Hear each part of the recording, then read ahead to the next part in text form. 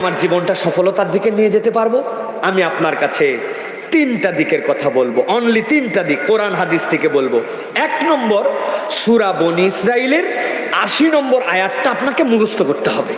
কত কি মুখস্থ করলাম, এই আয়াত বুকের মধ্যে পকেটের মধ্যে লিখে রেখে দিবেন, সুন্দর করে একটা কাগজের মধ্যে ভাঁজ করে অজু অবস্থায় খুলে একটু পরে কয়েকদিনের মধ্যে শিখে নেবেন। আল্লাহর কাছে সফলতার 1 নম্বর দোয়া, যে দোয়া আমরা করি না, রব্বি আদখিলনি মুদখালা সিদকিন ওয়া আখরিজনি মুখরাজা সিদকিন ওয়াজআলনি মিন লাদুনকা সুলতানান নাসীরা। সুবহানাল্লাহ।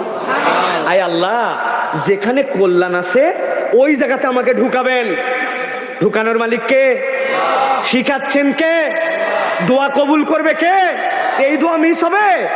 আল্লাহ দিচ্ছেন। আল্লাহ রব্বি আদখিলনি মুদখালা সিদক, যে জায়গা কল্যাণের সেখানে আমাকে নিবেন আপনি। তোমার কাছে ফরিয়াদ দিলাম। ও আখরিজনি মুখরাজা সিদকিন, আল্লাহ যেখানে কল্যাণ ওখানের জন্য আমাকে বের করে দিবেন। মানে যতক্ষণ কল্যাণ আছে রাখবেন, কল্যাণ নাই বের করে দিবেন। আর আল্লাহ আপনার কাছে একটা ফরিয়াদ দিলাম, ওয়াজআলনি মিন লাদুনকা সুলতানান নাসীরা, আল্লাহ যেখানে আপনার অবশ্যম্ভাবী পাওয়ার আছে, আপনার ক্ষমতা আছে, কল্যাণ আছে, আল্লাহ ওইটা আপনি আমার নসিবে দিয়ে দিবেন। সুবহানাল্লাহ। আল্লাহ শিখিয়েছেন, পারবেন এটা মুখস্থ করতে? বিপদে পড়ছেন, পরীক্ষা দিচ্ছেন, চাকরিতে বরকত হচ্ছে না, কি করব সিদ্ধান্ত নিতে পারছি না, সামনে আমি কি করব, অশান্তি মনের মধ্যে, পরিবারে বিভিন্ন কিছুতে, আল্লাহর কাছে দোয়া করবেন। সূরা বনী ইসরাইল 80, 1 নম্বর আমল। 2 নম্বরে একটা আল্লাহর নাম আছে, ইয়া মুকাদ্দিমু, আপনি এটা বারবার বলবেন চলতে ফিরতে, ইয়া মুকাদ্দিমু ইয়া আল্লাহ, হে অগ্রগামীকারী, আপনি আমাকে অগ্রগামী করেন। আল্লাহর এই নামের ওসিলায় আল্লাহ আপনার যত বাধা বিপত্তি আল্লাহ দূর করে দিবেন ইনশাআল্লাহ। ওয়ালিল্লাহি আসমাউল হুসনা, আল্লাহর সুন্দর নাম আছে। আল্লাহ বলছেন আমার নাম ধরে ডাকো, আমি তো এই নামই দিয়েছি ডাকার জন্য। তুমি রাজ্জাক বলে ডাকলে রাজ্জাকের ধন ভান্ডার তোমার আসবে। আপনি বলছেন ইয়া মুকাদ্দিমু, আপনি না অগ্রগামীকারী, আমাকে অগ্রগামী করেন। সুবহানাল্লাহ বিহামদিহি। 3 নম্বরে একটা দোয়া আপনাকে শিখতে হবে। কঠিন কাজ সহজ করতে চাই, আমাদের কাজটা সহজ হচ্ছে না, কেন যে এরকম হচ্ছে?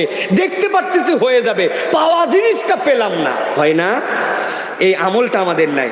আল্লাহুম্মা লা সাহলা ইল্লা মা জাআলতাহু সাহলান, আল্লাহ আপনি সহজ না করলে কোনো কিছুই সহজ না। কাকে বলতেছেন?